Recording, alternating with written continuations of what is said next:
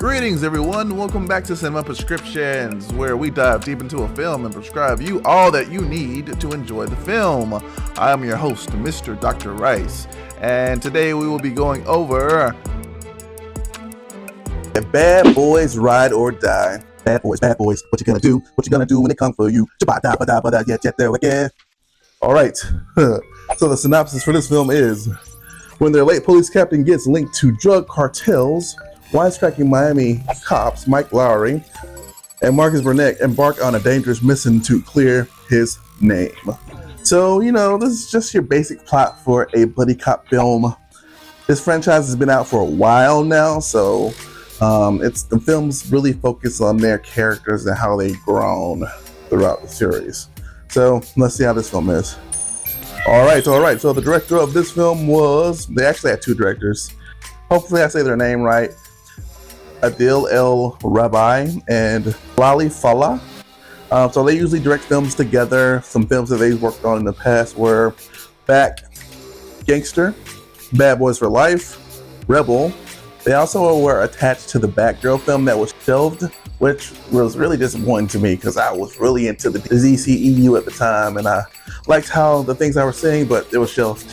So they're known for their very kinetic action and, they have some really cool camera shots in their film. So I was excited to see this one. All right, so the budget for this film was $100 million, which was, it's typical for a high-octane action film like this. You're going to look to see a lot of explosions, a lot of well-known actors and rappers and whatnot, because Bad Boys is about culture.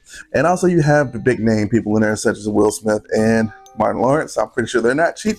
I feel like this film utilizes budget really well. The action set pieces were awesome looking. The music was great.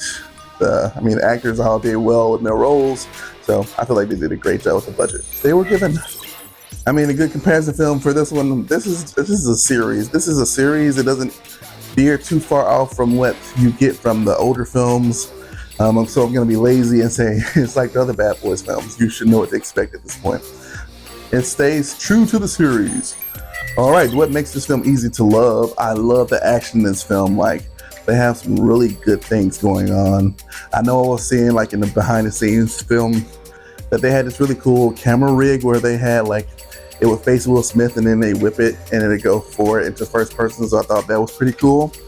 So they were experimenting with a lot of different things in this film, man. And also the callbacks are very fun in this film.